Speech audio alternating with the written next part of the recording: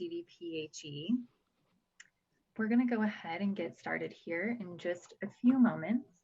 I'll start with a bit of a sound check. Scott, are you able to hear me?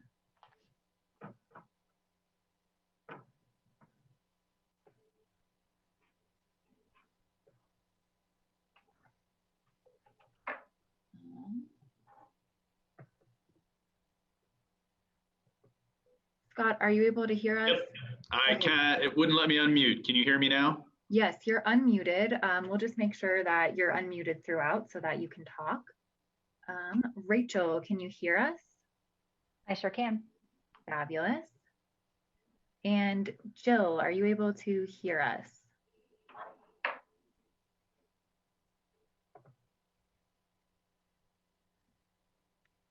Not sure if Jill's here.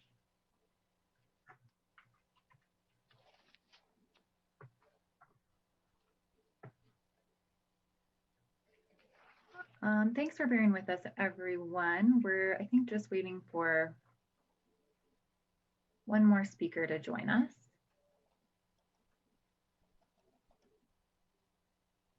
And then we'll go ahead and get started.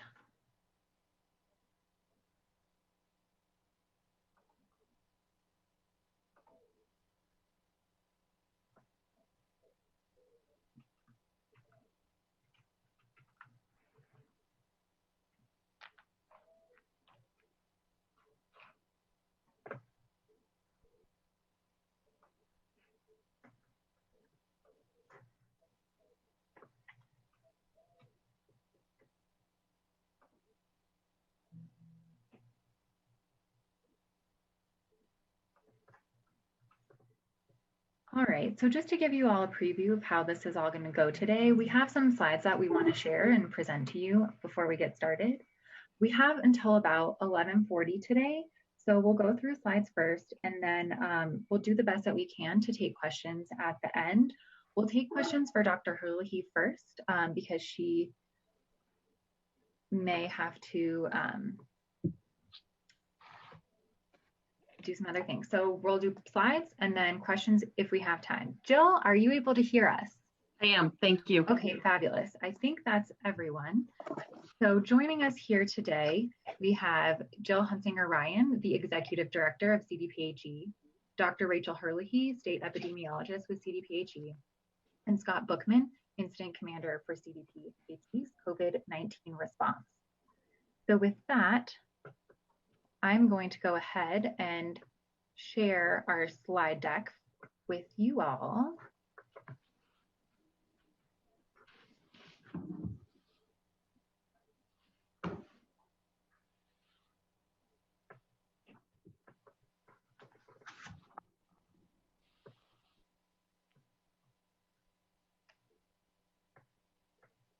Okay, bear with me. Sorry, everyone. Okay. Is everyone able to see the slides? Yep. Great. Okay, so as I mentioned, we have Jill Hunsinger-Ryan, Executive Director of CDPHE, Dr. Rachel Herlihy, State Epidemiologist, and Scott Bookman, COVID-19 Incident Commander. We'll kick it off with Jill. Thank you. All right. Thank you. Good afternoon. And I'm so glad that you could join us today. Before we get to Colorado's goals, I just want to provide a little bit of context for this press conference today. You know, summer's coming and people naturally want to get outside and interact. CDPHE has had 44 counties that have asked for variances to safer at home, and they are anxious to loosen restrictions, and we want to support them as appropriate to local conditions. Several of these have just come in the last few days, and we've approved 14 or so. But we know that local communities are anxious to reduce restrictions. And then, you know, also during May, Governor Polis has been monitoring data and loosening restrictions where it makes sense. He will do the same for June. And finally, you know, we know there are some businesses that have chosen to open up against the safer at home orders. And at CDPHE, we would really prefer to educate instead of enforce. So we feel like it's really important to discuss where we are in Colorado's epidemic. You know, in some ways we might be a victim of our own success because Coloradans' sacrifices during this stay-at-home period really did flatten the curve, and we'll show you evidence of that. But still, we are not out of the woods. We have never been here before. This is a novel virus the world has never seen, and the behavior of this virus is pretty unpredictable, and we learn more about it every day. So I think our main message is that as restrictions are relaxed, we need to go slow so we can understand how different policies, how people's behaviors impact the speed of viral transmission so that this thing doesn't get ahead of us. So I'll start with this slide about Colorado's goals. So first and foremost, and this has been really our North Star, is to slow down the spread of the virus so that we don't exceed hospital capacity and run out of really intensive care unit beds and ventilators. And this has really been our benchmark for the policies so far. But, you know, the governor would also like to see kids be able to go back to school in the fall. And I'm sure parents appreciate that goal as well. So we have to continue to suppress the virus over the summer. At the Department of Public Health and Environment, we're monitoring data daily, and really we need to prevent a second wave of COVID-19, and we really need to prevent that from happening during peak flu season. You know, we start to see cases in October, starts ramping up in November, and it can be with us through April and May, but really the peak flu season is November through March. And if we have too many flu cases that need hospitalization, that will certainly reduce our capacity to care for COVID patients. So it's another reason we need to keep the virus suppressed. Because if we don't do a good job of that, and we're not alone in terms of the state of Colorado, other states are considering this too, we'll have to return to stay at home. I mentioned the variance process. It does enable local communities to make policy based on local conditions. And we are leaving it up to them in terms of their decision to limit population mixing. What we mean by that is, do they want tourists in their communities, either from different areas of Colorado or outside the state? Some of them don't. Some of them are trying to have a local economy where they can suppress, you know, the spread because they have a few number of cases. Others are saying, yes, we need tourists for our economy. We're letting that decision happen at the local level, assuming that the virus isn't circulating widely in those communities today. So basically, the conclusion of this slide is that the more the virus is circulating, the harder it will be and the longer it will take to get back to, quote, normal.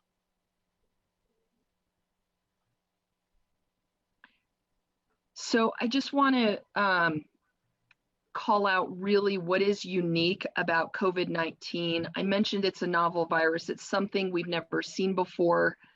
We all know by now it is more contagious and it is more fatal than the flu. In fact, we've had more deaths from COVID-19 than we did in our whole last flu season.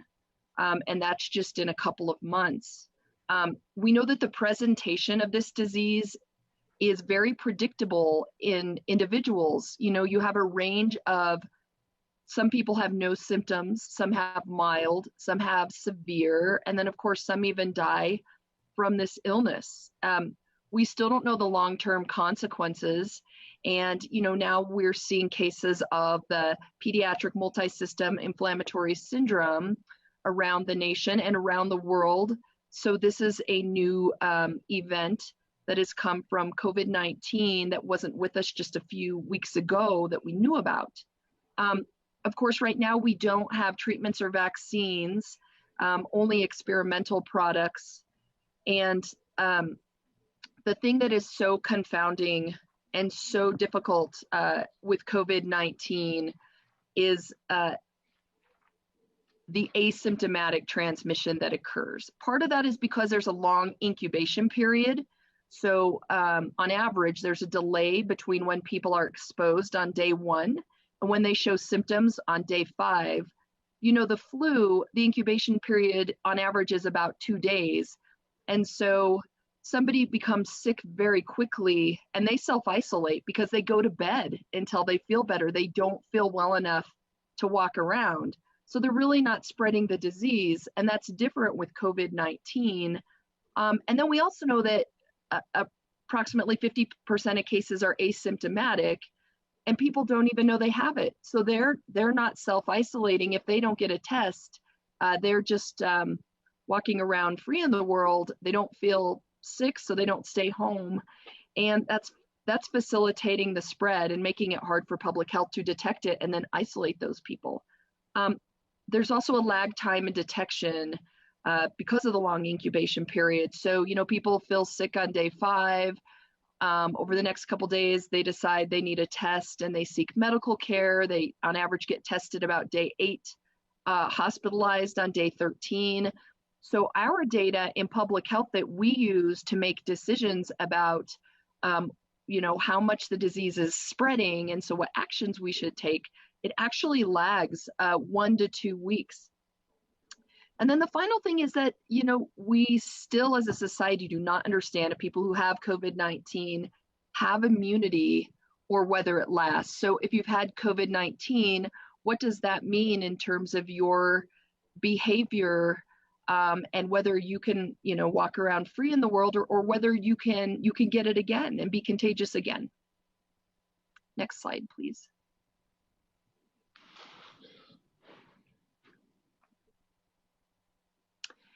And the part about COVID-19, we talked about how contagious it is its exponential growth. So in March, when we were first able to detect the disease in Colorado, the School of Public Health has estimated that the reproduction value, so that's also called R-naught, the average number of people that one case spreads the virus to. So we estimate that was between 3 or 4. We think during stay-at-home that the reproduction value was actually reduced to 1. So for every one person that had COVID, they only spread it to 1 other person.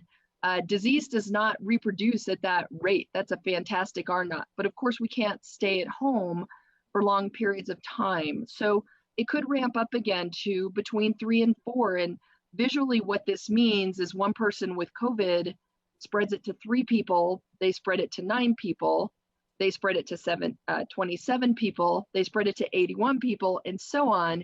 And you could see how you get this exponential growth curve.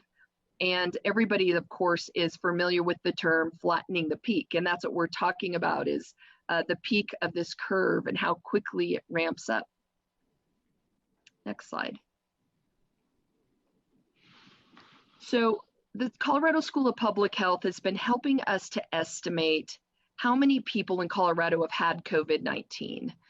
We know testing supplies have been in short supply because of supply chains that really haven't been able to keep up with the pandemic and worldwide demand on testing supplies. So, you know, we've tested about 23,000 people in Colorado, and that's how we've been trying to detect the virus. But School of Public Health has been able to model how many people they think actually have had it. So they're estimating 167,000 Coloradans have had COVID-19. That is 2.9% of Colorado's population. So if you think about that, we're really just still at the beginning of this epidemic. Next slide. So the graph on the left shows that 3% of Colorado's residents today have had COVID-19. That's Colorado's population is 5.76 million. 97% of Colorado residents have not been infected. And people talk about this notion of herd immunity, and we talk about it a lot in public health because we know if we get a certain number of people immunized against other types of diseases where there is a vaccine, you can have a certain percentage of the population not be immunized and still be protected because of herd immunity. Enough people are have immunity against the disease, and it really reduces that reproductive rate to below 1. So what we would need, it's estimated that you would need a level of about 70% of people to have immunity, to have a level of herd immunity. So that means we need an additional 67% of people in Colorado to have had COVID-19 to, in theory, have herd immunity. But by the time that happens, you can imagine the number of deaths that we would experience. And the thing is we don't even know if it's possible to have herd immunity, because we don't know whether immunity lasts, whether somebody gets COVID-19 and then they're permanently immune from it, if immunity wanes, or what level of immunity they even have. We don't know that information yet. And again, it's just an argument for really going slow as we reduce restrictions. Next slide, please. So this slide just shows how effective, and it says safer at home, my apologies, it's really the stay-at-home policy, how effective that was in bending the curve. And then, of course, safer at home that came after it. We really saw the number of hospitalizations decline. This chart shows the number of hospitalizations per day in Colorado. And I just want folks to notice, if you look in March, at the beginning of March when we first detected this in Colorado, how really quickly it ramped up, and it peaked on April 14th at 888 cases. Stay at home went into effect on April 27th. But this just shows how quickly this disease can spread and how quickly our hospitals can be really overwhelmed with COVID patients. Next slide. Wanted to show you this. This is similar in number of ventilators in use. And again, we were able to bend this curve. But you can see again how quickly this ramped up, peaking at the beginning of April at over 700 ventilators in use in one day. Now it's down to a little bit over 500.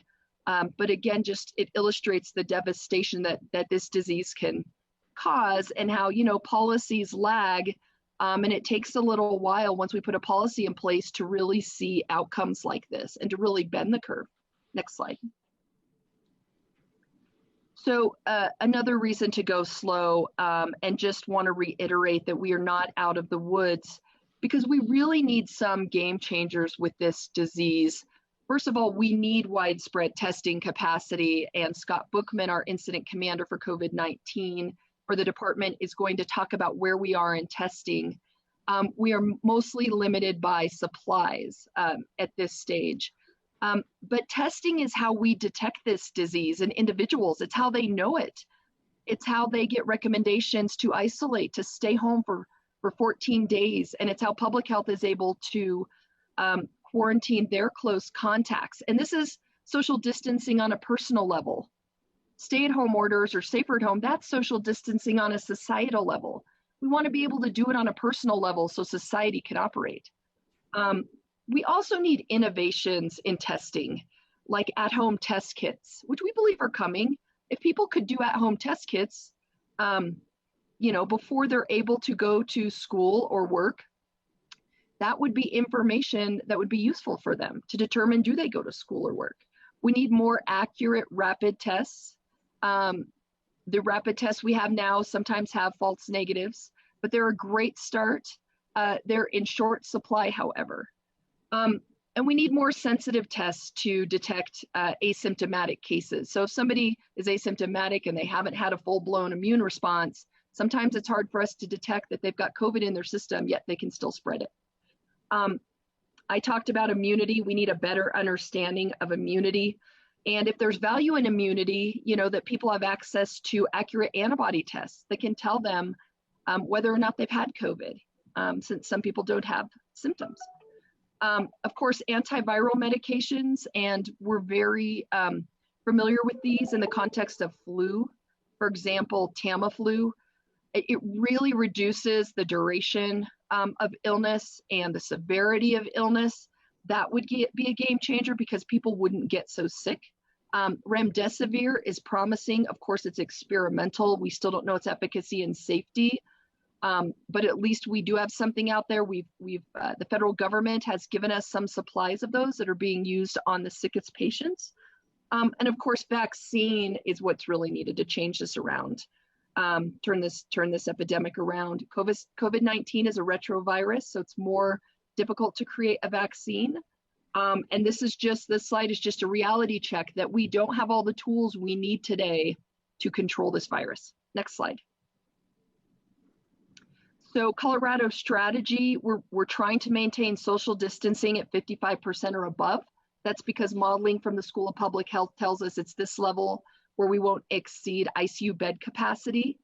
Still asking older adults and those with underlying conditions to continue to stay home. People wear masks in public to protect each other. That's very important because this virus is spread by droplets.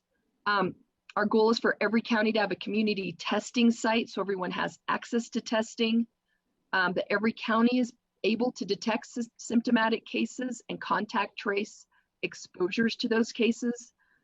We are building up a rapid response to outbreaks, and Dr. Herlihy will talk about that. And we are really data-driven. We've got a wonderful early warning system of metrics. We show the governor these daily. And if you would like a presentation by Dr. Herlihy and Scott Bookman on this separately, we can arrange that. We look at case doubling time, numbers of hospitalizations, ventilators and ICU bed availability, outbreaks, and people's mobility around the state. And we will show you some of that data today. Next slide. You may have seen this before. This is just the modeling data that we are looking at.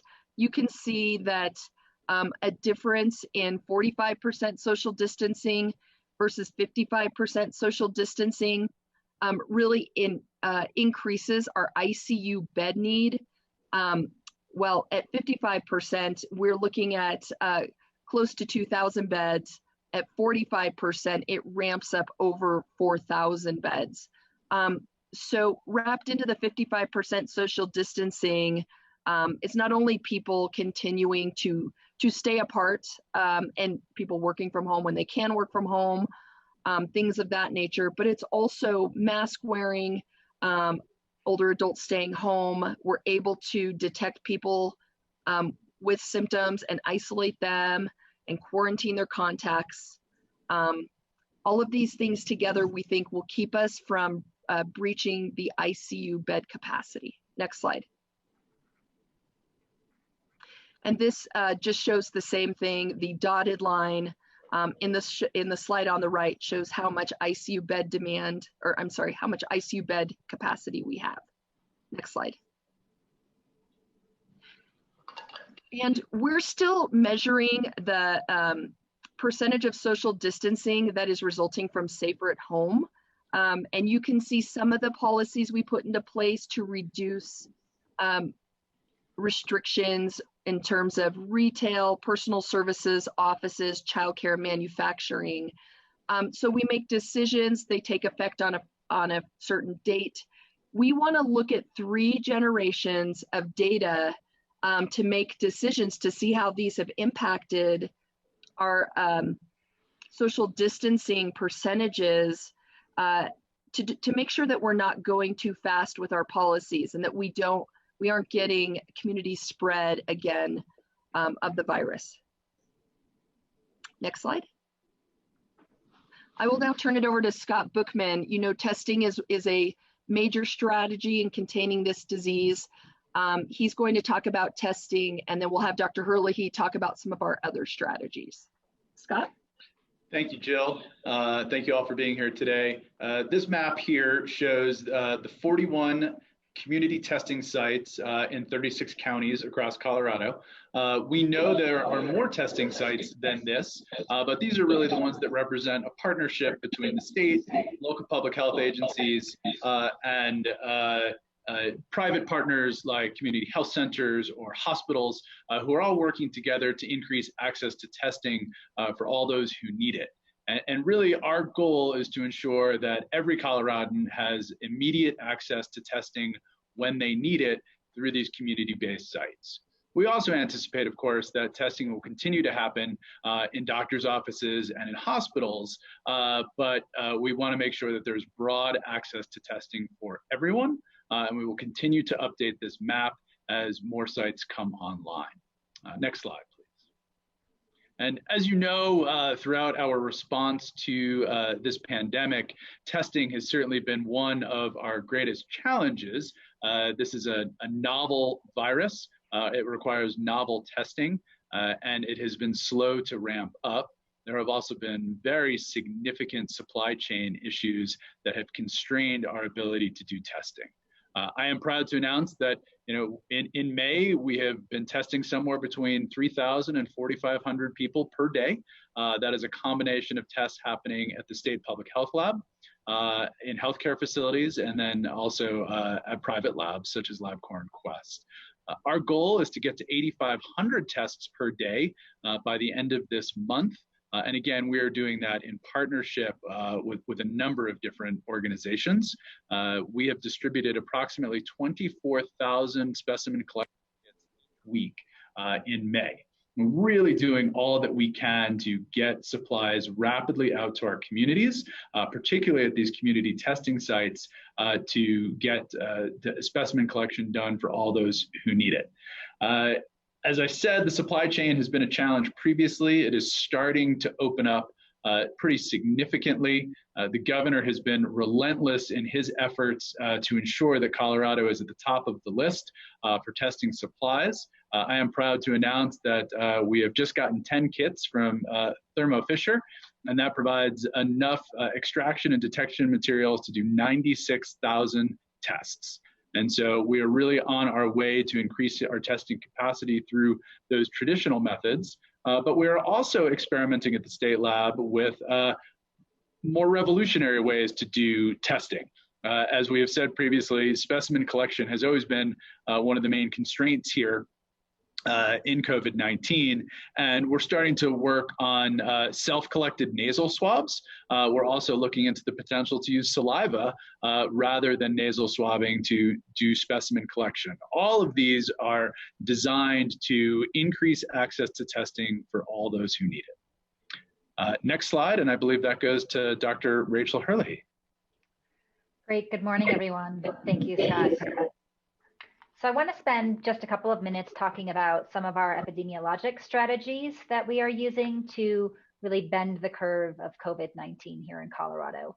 Obviously, I think individuals have heard quite a bit about contact tracing, both here in the state and nationally. And contact tracing is really an important strategy that is within a larger disease containment strategy that includes disease investigation, so case investigation strategies, and then that's followed by contact tracing the individuals that are identified as contacts to that case. And then also in providing wraparound services, support, resources to individuals who are in isolation and quarantine. And so our primary goal here is to really try and increase our workforce that is available to do this type of work in Colorado. And so we are doing that by providing direct funding for local public health agencies for workforce enhancements. We have also been in the process of onboarding public health students here at our state health department. So 50 students that are going to be working closely with our local public health partners and our staff to do case investigation and contact tracing work and really serve as surge support to our local public health agencies that are doing this work at a local level. And part of our efforts to enhance this capacity in this workforce in the state of Colorado is a collaboration with AmeriCorps. We are working on bringing on AmeriCorps staff to really be the backbone of our contact tracing strategy here in the state, to really provide that workforce that can do this work at a larger scale here in the state. Next slide. So in addition to case investigation and contact tracing work, another key epidemiologic response strategy is outbreak response. And just so everyone is aware of the definition, an outbreak is 2 or more confirmed cases of COVID-19 in a facility or a non-household grouped with onset in a 14-day period. And so the way that we investigate outbreaks is primarily with our local public health agencies providing leadership for those investigations. Really, CDPHE takes on leadership of outbreaks when those are multi-jurisdictional or when they're occurring at state facilities, such as a state healthcare facility. Otherwise, CDPHE really provides technical assistance to our local public health partners, develops and disseminates guidance for the prevention, reporting, and response to outbreaks, and provides virtual and in-person expert site visits. And we're really doing that through a team of individuals here that is also growing, that includes experts in healthcare, infection prevention, also experts in industrial hygiene, occupational health, environmental health. And so through this work, we're providing guidance and expertise in healthcare settings, residential facilities, workplaces, manufacturing and agricultural settings, and also in corrections. Our guidance is encouraging businesses who identify 2 COVID-19 cases to temporarily close those businesses and rapidly contact public health for cleaning, mitigation, employee screening, and reopening guidance. We think that early closure of these businesses is really an important strategy to control transmission that could potentially occur following an outbreak in a workplace in particular. Next slide. So I wanted to share just a little bit of data with you about the outbreaks that we have been investigating here in the state. And so you'll see the figure on the left shows you outbreaks by the sector they are occurring in. And so you can see in light blue is corrections and law enforcement outbreaks. Making up the bulk of our outbreaks, though declining over the last several weeks, is outbreaks in senior and inpatient healthcare facilities. In light green is childcare or school type facilities. In dark green is manufacturing and construction. A pink category for other, red for retail and grocery, and in an orange, facilities that are serving people experiencing homelessness. And so as I mentioned, you can see that we have seen a declining number of outbreaks that are occurring in senior and inpatient healthcare facilities. And we really attribute that to a lot of the great work that's happening in these facilities in partnership with state and local public health to really try and protect our most vulnerable populations. The figure on the right really shows you the total number of outbreaks that have occurred in the state and then the current ongoing outbreaks in the state by week. And so you can see that as of today, we have a total of 248 outbreaks and 208 of those are ongoing. One thing that's really important to understand about these outbreaks is that, because of asymptomatic transmission, because of a long incubation period, these outbreaks too tend to go on for an extended period of time, which is part of these, and they're really resource intensive for both the facilities experiencing them as well as local and state public health. Next slide. So part of what we are doing in trying to really understand the burden of disease in the state is not just tracking this virus at the state level, but also understanding how viral transmission is occurring regionally. And this is really a guide for us to know where in the state we need to be deploying resources to serve our local public health partners and potentially to respond to outbreaks. And so this figure that's shown here is a figure that's available on our website. And it really shows you in the last 2 weeks, the current incidence of disease. So the reason we focus on 2 weeks in this figure is it really is a good representation of the burden that might exist in that region or county as far as investigation work, case investigation, contact tracing work happening at the local public health agency, as well as the burden of disease that potentially would exist in the healthcare system. And so it's a nice way for us to really visualize what is occurring across Colorado and where we might be experiencing the greatest burden of disease right now. Next slide. Another way that we are tracking safer at home in Colorado and our understanding of individuals' movement in the state is by using mobility data. And this is data that is commercially available, publicly available, that can help us understand how much Coloradans are moving around the state right now. And so this particular figure is based on data that shows you how much time individuals are spending at home. And this is based on cell phone data. Again, commercially available, publicly available data. And so what you can see in this figure is starting at the beginning, so before we really get to a social distancing place or a stay-at-home order, you see the baseline level of movement of individuals. You see these peaks and valleys that are typically associated with weekends, people spending more time at home, and weekdays where people spend more time at work. And so you can see that overall the average, the orange line, increases sort of in a stepwise fashion until we get to the current day. And so what you see in that mid step is really the level of social distancing or the difference in the amount of time people were spending at home leading up to the stay-at-home order. And then this final line you see at the top is the average amount of time that people have been spending at home during stay at home, and now for the last week or two during this safer at home period.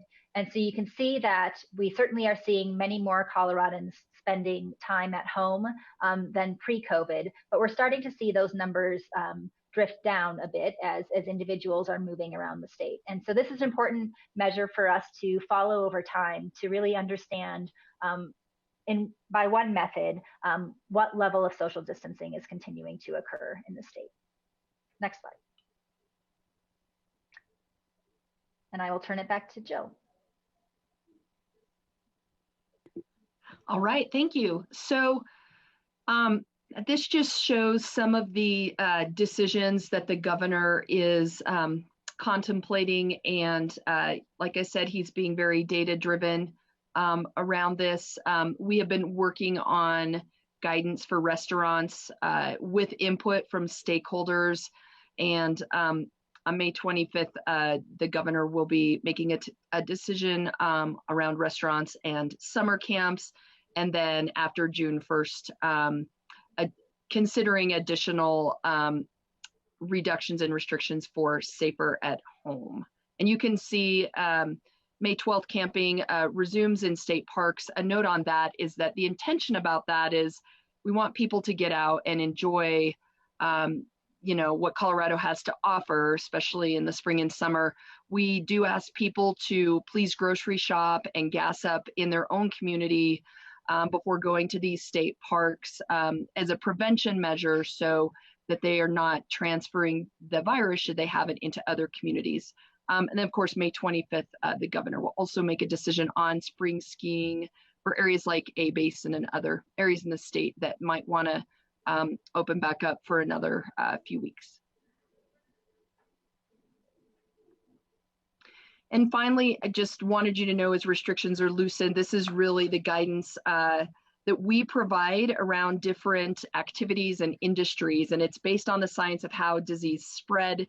And so our guidance will always include these main preventative steps around social distancing, wearing masks, cleaning and disinfecting surfaces, washing hands regularly, and increasing air ventilation. And of course, we prefer outdoor activities to indoor activities. And I think we'll now take questions. We'll have Mariah facilitate that. Yes, thank you, everyone. If you have a question and would like to raise your hand, I ask you to use the raise your hand function. So to do that, if you click on your participants icon, you'll see the little hand, and then I will let you know if you're on the line and unmuted. And in the interest of time, if you could try to keep it to one question so we can get through as many as we can in this time, that would be greatly appreciated. And we'll try to take a couple for Dr. Herlihy right here at the top. And when I call on you, if you could please say your name and media outlet, that would also be appreciated. Thank you. So Libby Gardner, I have you on the line. Hi, I'm Libby Smith with CBS4. Some people have said that we're seeing more overdose deaths than deaths from COVID-19. How would you compare Colorado's COVID-19 deaths to other categories of deaths? Yeah, this is Rachel Herlihy. I can take that question. I think there's actually quite a bit we need to do to understand not just the direct impacts of this pandemic on Colorado and the US and the globe, but also the indirect impacts. And we know that there certainly are going to be health impacts that are not directly from this virus, and that is an active area of interest of ours, an area that we are investigating to really try and understand what the burden of perhaps non-virus disease might be and deaths might be in the state. And so it's something that we're continuing to look into. Next on the line, I have Sadie Swanson. Sorry, Sadie, you should be unmuted now. Thank you. Yes, this is Sadie Swanson with the Fort Collins Coloradoan. with Memorial Day weekend coming up and last weekend seeing so many large outdoor gatherings, do you have any plans for increased enforcement, or sounds like education is also important to you all? Do you have any plans for increases in that with this weekend coming up?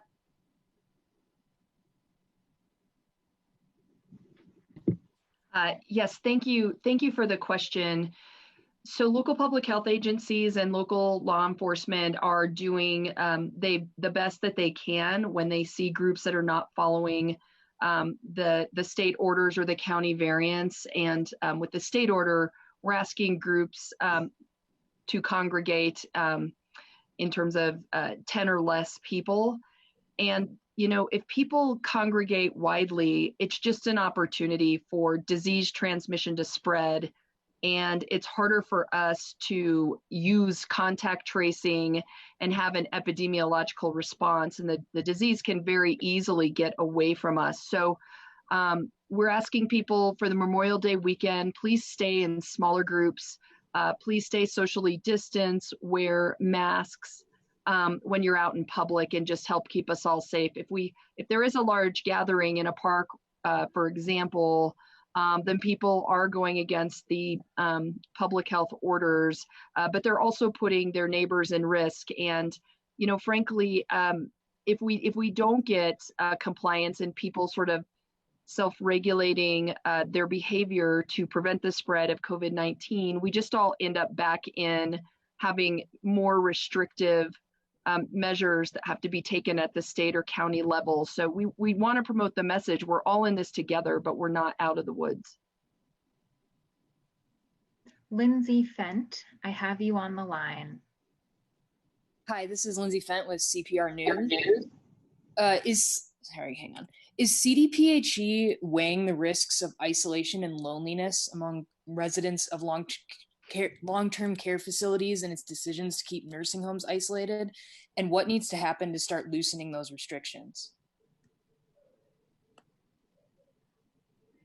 This is Jill. I'm happy to start. So, you know, the folks that are in these long-term care facilities are more vulnerable, or maybe we should say the most vulnerable.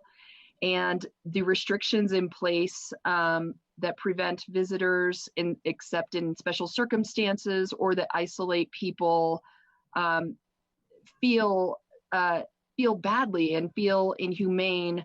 And at the same time, they are, you know, the safest thing that we can do. So, you know, we promote nursing homes being able to put things into place so people don't feel isolated, and whether that's using technology to connect people with their families, or being able to receive things at the home, whether that's cards or letters or gifts, and you know, and then going through the proper prevention measures. But facilitating types of connection is really encouraged, and it is very important that we support people while they're being isolated and while they're sick. It can be a very lonely and isolating experience.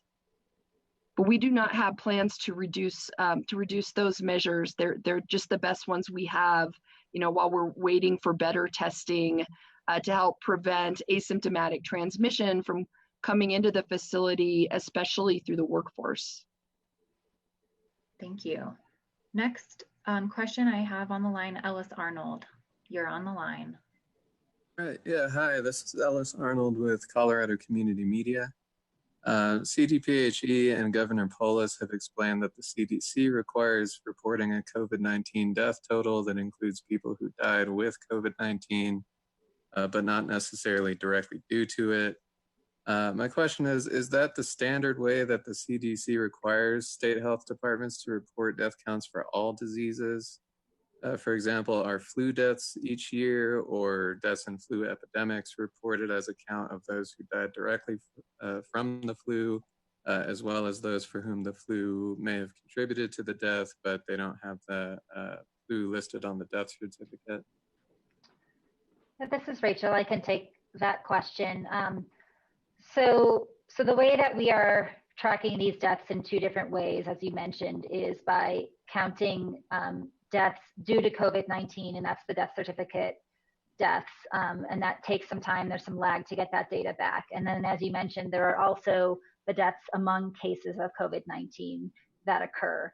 And so what is unique about COVID-19 compared to other communicable diseases is that both COVID-19 deaths and cases are reportable here in the state. And influenza is a bit different because what is reportable in the state for influenza is influenza-associated hospitalizations. Every single case of influenza is not reportable in the state, and influenza deaths are not reportable in the state. Only pediatric influenza deaths would be considered reportable. But there is the same system in place. If you look at individuals who are hospitalized due to influenza, one of the things that we do track is among those influenza-associated hospitalizations, how many of those individuals then go on to die. And that is tracked in the same way. It's a individual who had a positive influenza test who was hospitalized that then subsequently died. And so there certainly are parallels with other surveillance systems that we have in place. And it is not uncommon for us to use surveillance definitions that can potentially vary slightly from death certificate coding. And that's really because our surveillance system definitions, these public health tools that we use to really monitor outbreaks and trends over time, are really built at a population level, not necessarily a patient level. And they're really meant to be simple. So they apply these black and white criteria to often gray situations, but they're a way for us to systematically collect this data in a simple and rapid fashion. And so because of that, they don't always perfectly align with death certificate data. That takes much more time and investigation and coding and review to really ultimately classify. I think it's also fair to say that we follow all CDC protocols on this, and the way that we collect our data is standardized among states so that the data is comparable.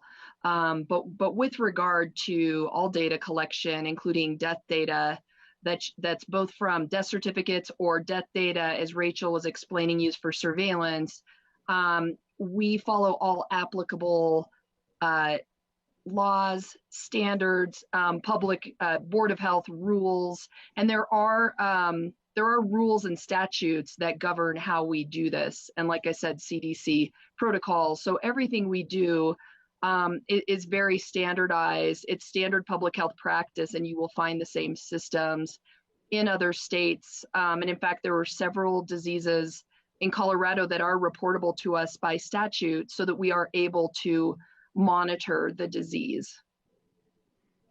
Thank you. I believe Dr. Herlihy might have to jump off now, but we can take one more question for Director Hunsinger-Ryan. So thank you so much, Dr. Herlihy, for joining us here today. We really appreciate having you. So this last question is from Sam Tabachnik at the Denver Post. Sam, you're on the line. Hi, Sam with the Denver Post.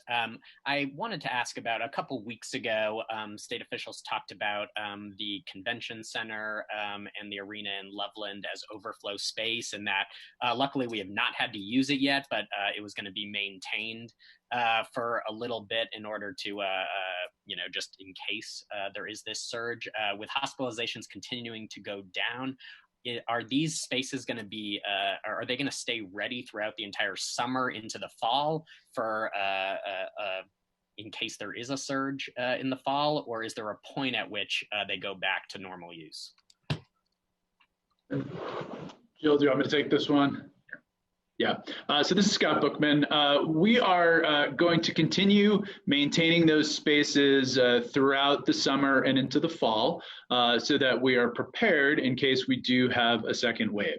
The vast majority of the work on these sites has already been done, and we want to make sure that the state of Colorado is as prepared as we can be in the event that we see an increase in cases later this year. All right, well, that brings us right up into about 11:50 here.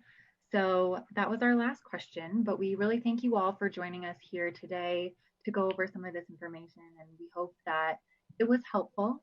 And we will share updates on next media availabilities throughout the list, just as we shared this one. So thank you again for joining us, and have a great afternoon.